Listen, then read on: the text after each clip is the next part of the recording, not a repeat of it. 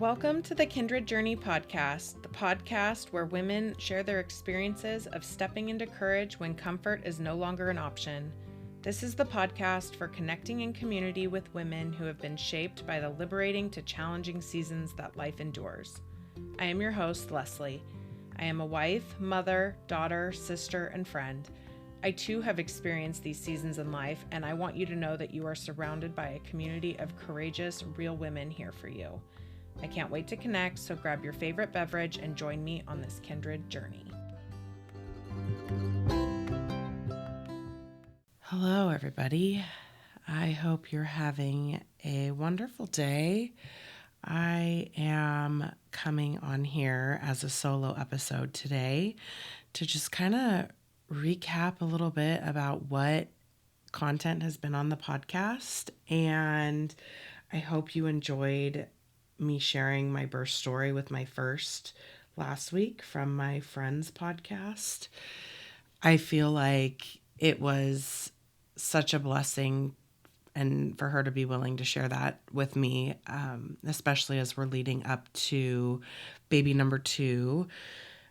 Due date is coming up here tomorrow. This is February 27th right now when I'm recording this. And this actually will launch on the 29th on Leap Day. So stay tuned. But yeah, I just wanted to kind of check in and see how everybody's enjoying the Kindred Journey podcast and how everybody's enjoying the content, and if there's any feedback or recommendations or anybody to reach out to. I appreciate all the above. If you'd like to reach out to me, I will include my email in the show notes, and I will probably be taking a little bit of a hiatus from email and social media and all the things when this baby does decide to arrive, whenever that is. So, but I will be still putting out content each week, dropping every Thursday. We drop an episode here on the Kindred Journey podcast. And this, I think, will be the 9th episode. So I've enjoyed it so far. I think it's been a wonderful experience thus far. And I still have a lot of content that I've already pre-recorded to share with you. And I'm very excited to dive into this next month or so of episodes. But today I kind of wanted to, what's been calling to me to talk about is finding courage through the waiting. And I feel like this last month, especially leading up to this 40th week of pregnancy, there's been a lot of waiting. And sometimes we can get caught up in the waiting, or discouraged by the waiting, or frustrated by the waiting, or excited by the anticipation of what's to come. So I think I would just love to tap into this a little bit as far as what I've experienced, I would say probably the last 4 to 6 weeks personally with my current birth story.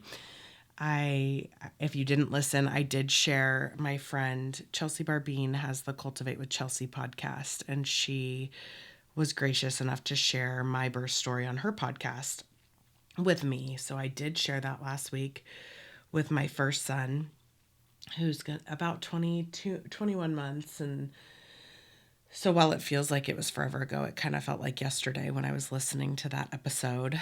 And I apologize if there's some coughing today and sniffles.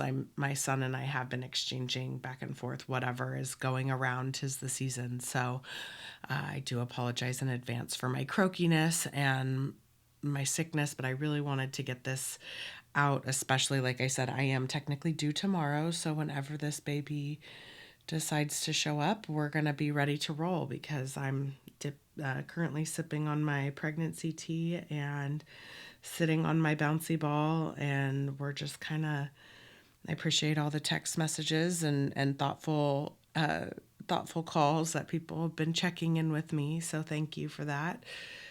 But yeah, let's get started. I actually feel like this kind of started, I would say, when we were about halfway through this pregnancy. I expressed what a roller coaster and a wild ride my first son's birth was last week, and our doulas came over. I think we were about 25 weeks, and they have these flashcards that they, would you prefer it to be this way or that way? You know, you flip it to one side or the other. And so my husband and I actually kind of switched roles with this birth.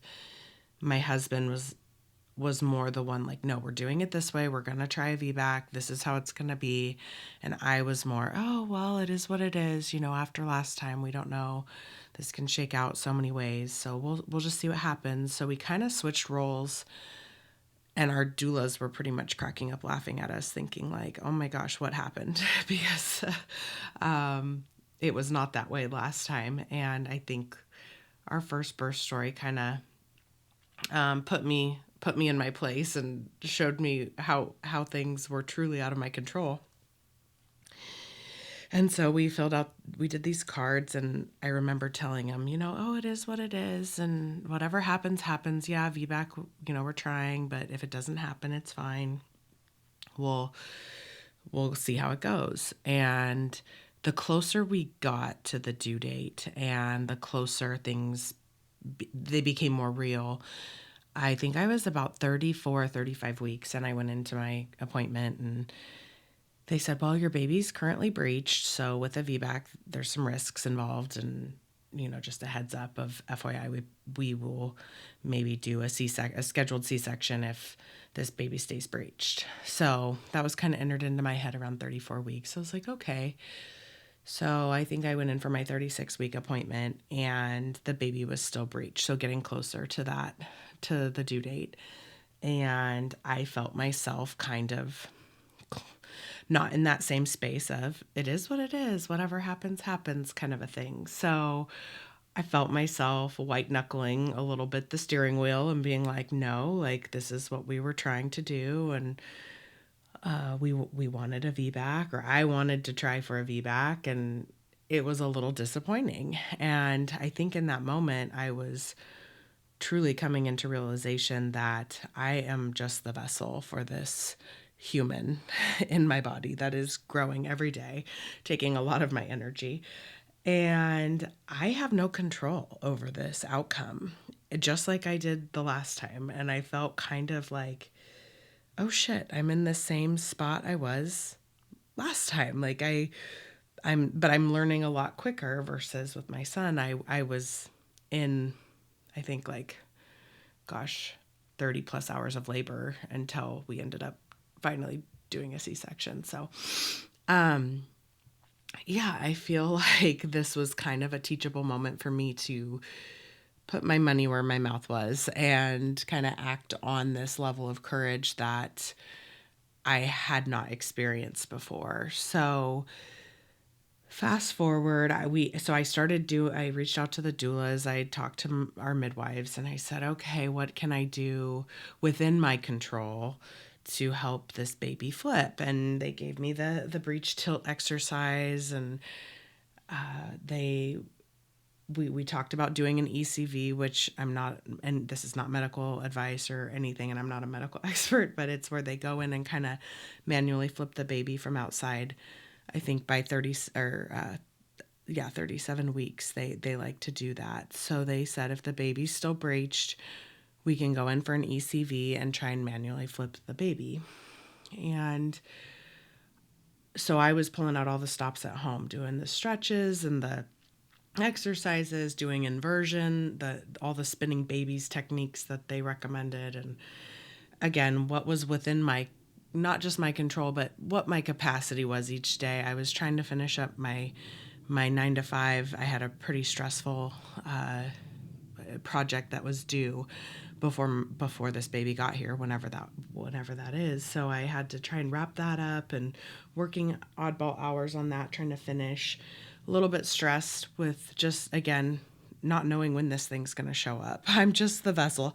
And again, worse, being surprised. So I don't like saying it or they, but this baby, whatever it is, before they show up. So, yeah, so I was trying to pull out all the stops and really felt like I was trying to get a grip on control. And when a few weeks before I was like, oh, whatever it is, whatever happens, it is what it is. Very more loosey-goosey about my desires of how this pregnancy was going to kind of unfold.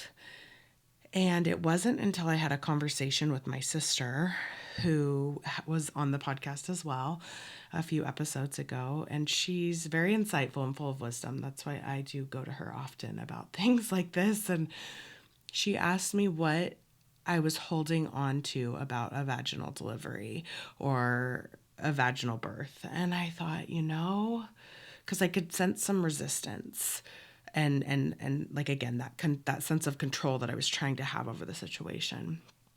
And I said, I don't think it's so much as much of a vaginal delivery as it was maybe with my first son. I thought, I told myself, I was robbed of this natural birth experience, which once he was here and I've broken from that narrative since, but I felt like it was more about the quote unquote trauma that I had from my son's C-section that was that I was craving or wanting or desiring. And I felt like I was truly, I hadn't processed from that.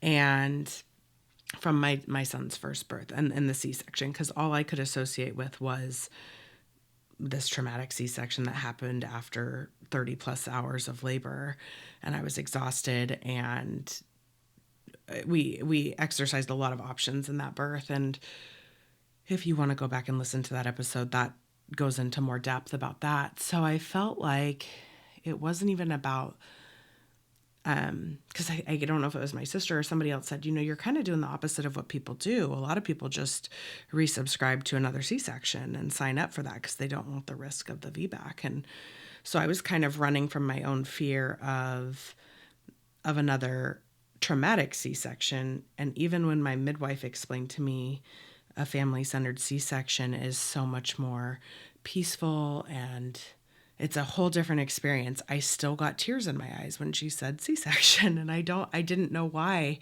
I was carrying this and holding this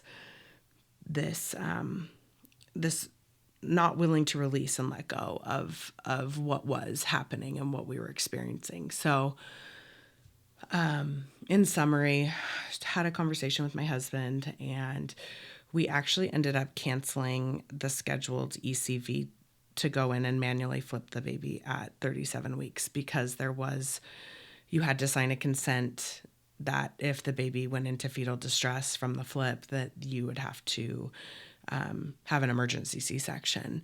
And I just wasn't really, that was where I found the release, and I was not ready to get on board with putting myself in that position again. And so if the baby wasn't flipped by then, we were going to move forward with a family-centered C-section that was planned at 39 weeks, which was last Wednesday. So here we are. So the baby flipped, if everybody was wondering.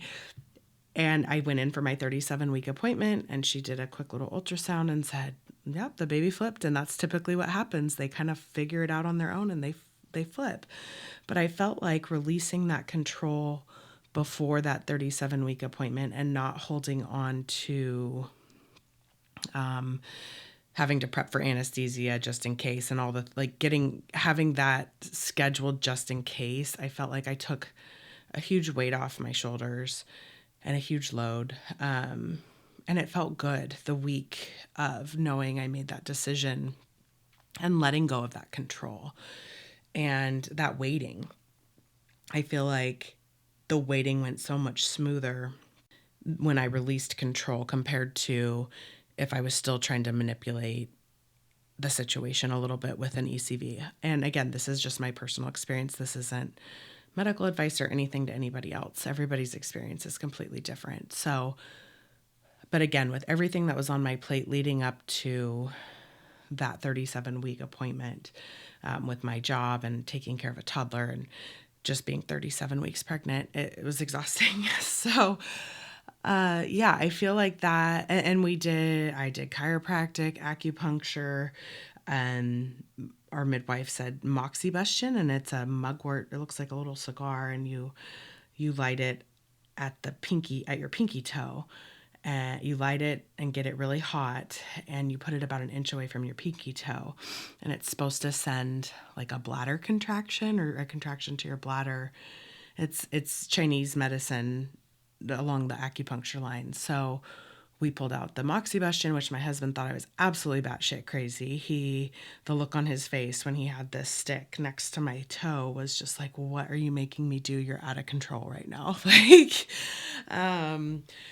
so yeah, it was, bless his heart. I know he loves me and he's on board until within reason, on my crazy train. So we tried all the things, and that's what my midwife asked. She's like, "Well, what did you do?" I'm like, "All of it. We tried everything. We checked a lot of boxes as far as what was within our control, and also what was within my capacity day to day, because it looked different from day to day. Again, with everything that I kind of had going on, so I feel like in that waiting period of, and I couldn't tell. I tried to feel where the baby was. I was like, I have no idea. This thing moves so much. It moves all the time. It's a little wiggle worm in there, and it's like I really have no idea where this baby's at. I can't even try and do the belly mapping or the guessing and all the things. So, going in for that appointment, and when she said it flipped, it was already a huge sigh of relief that I had given up and released that control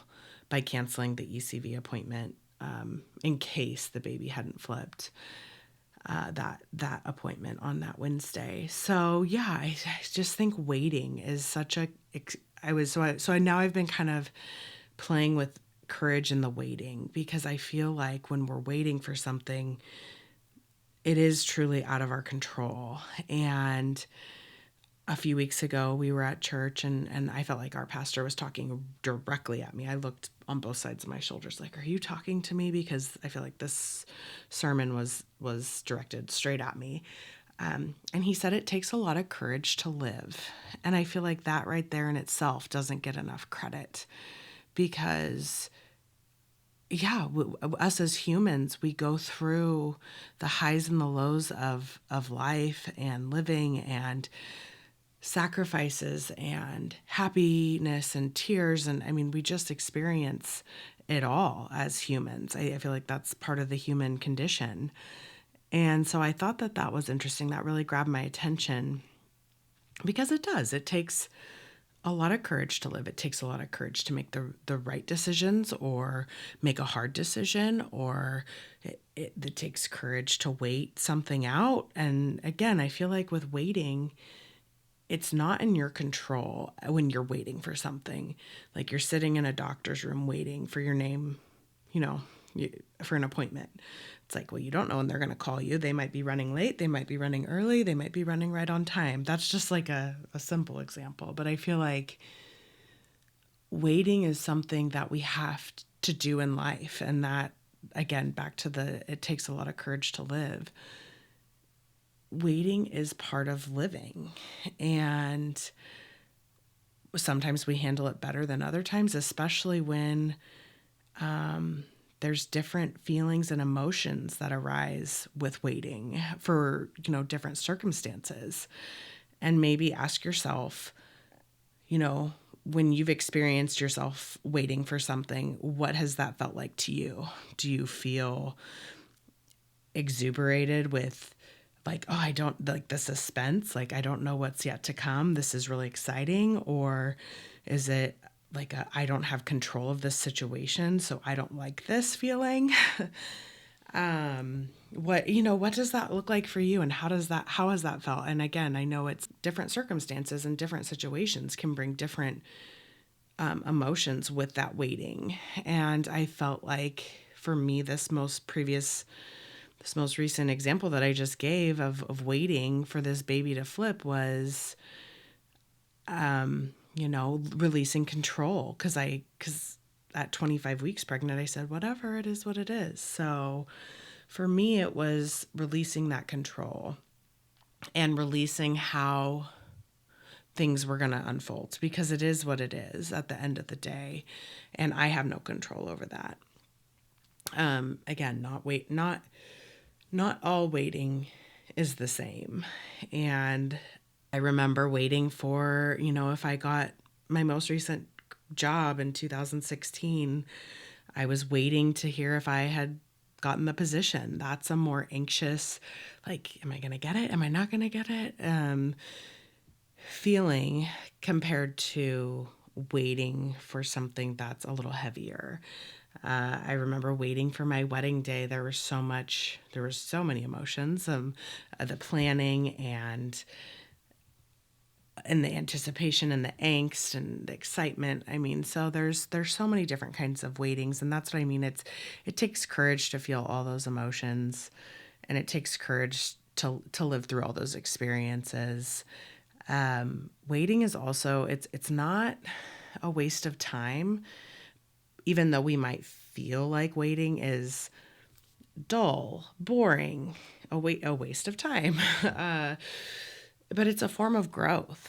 And I think that so many times we find ourselves just wanting to get to the end result versus experiencing that period of waiting, or that period of the experience of getting through something, or getting, it's not just the A to the Z, it's the in between, and how much growth comes from that.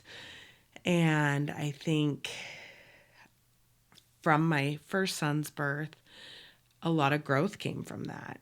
And I carried that into this next birth, leading up to this next birth, this next pregnancy. And there was a time when I needed to process that and needed to heal from that. So I went ahead and I listened to some mantra, belly birth mantras and affirmations that I actually cried by listening to them.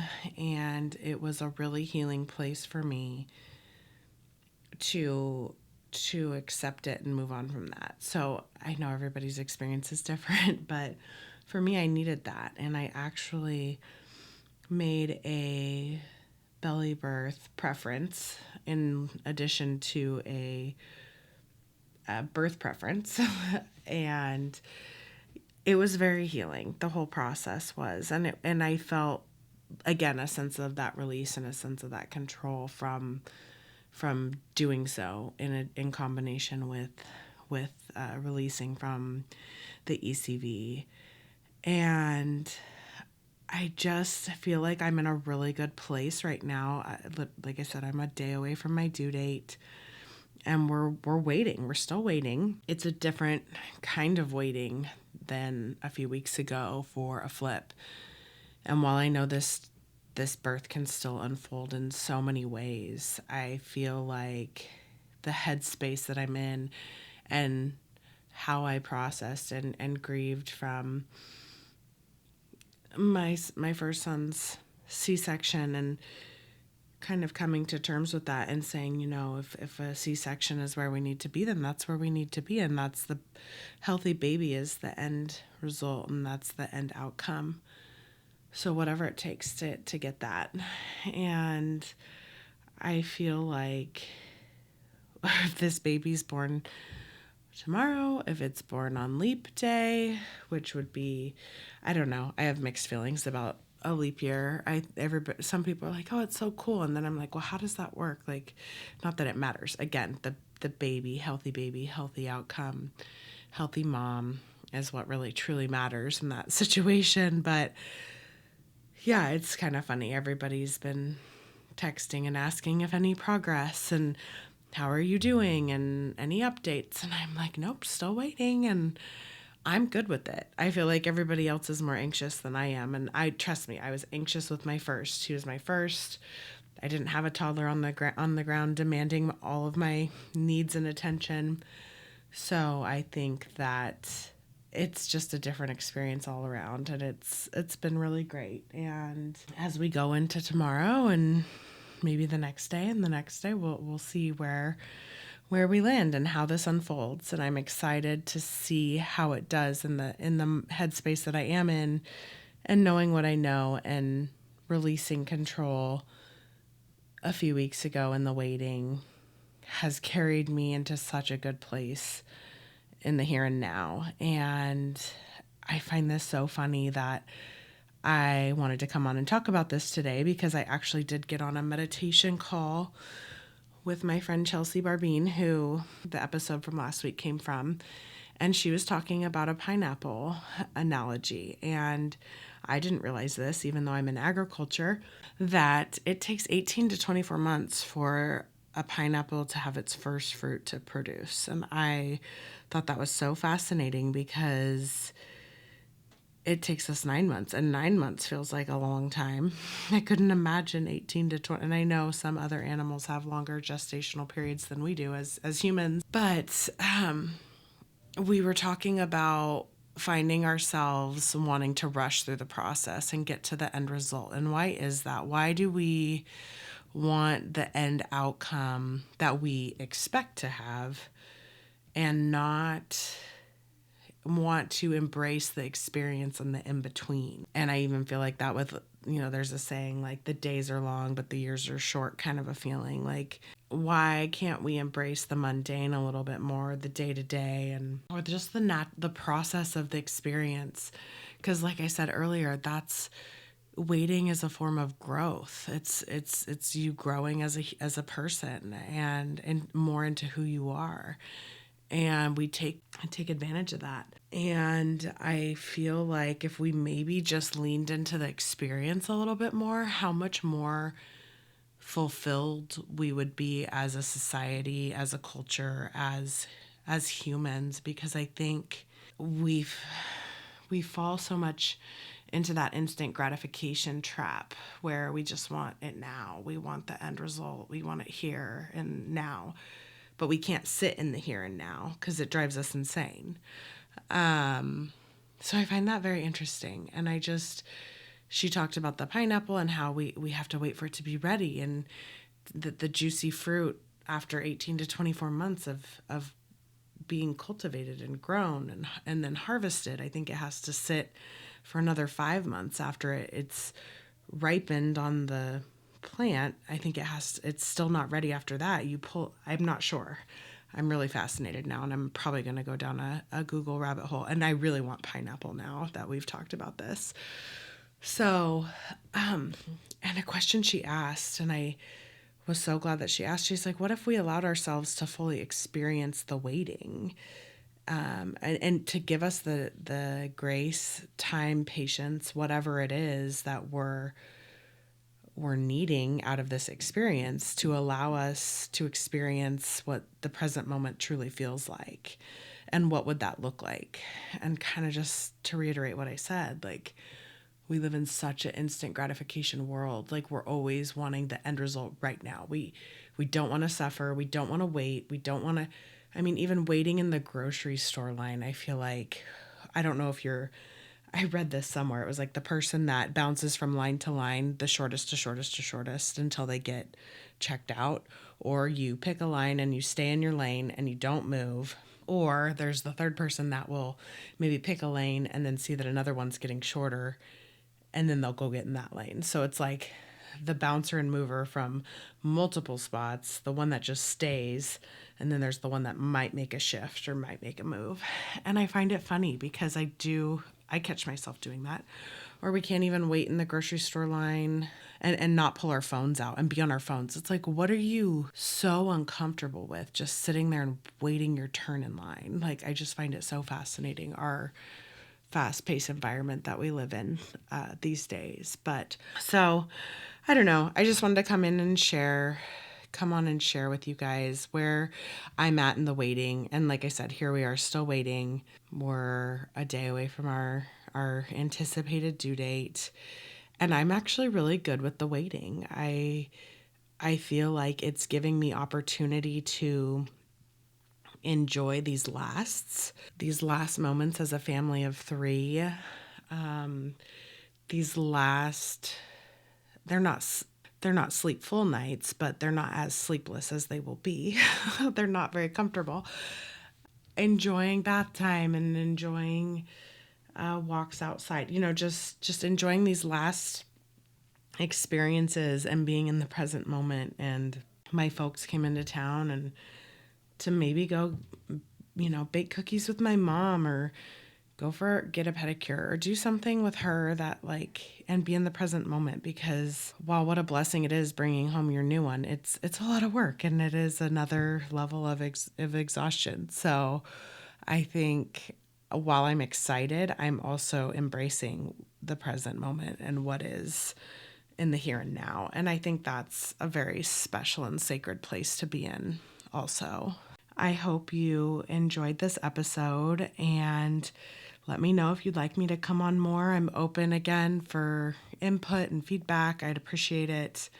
Again, I'm sorry. I'm getting over this sickness, or trading the sickness back and forth with my son. So if you want to hear me talk about anything particular, I'd love to come on and do more solo episodes if that's something that intrigues people, or want to hear kind of my input on what some of the guests have talked about. I think there's been some really good juicy stuff that some of the guests have already shared from their moments and seasons of courage, and I can't wait to share more with you. I really can't. I'm so excited to see where this goes, and I will keep everybody updated and see where this next season of my life goes and how it all unfolds. So thanks again, and I hope everybody has a wonderful, wonderful day. Thank you for joining me and listening to the Kindred Journey podcast. If this episode resonated with you, please consider taking the time to rate and review the podcast and share this episode with family and friends who you think might enjoy it. Your positive feedback helps me reach more courageous women like you. This is my passion project, so without you, I wouldn't be here doing this, and I deeply appreciate your support. Until next time.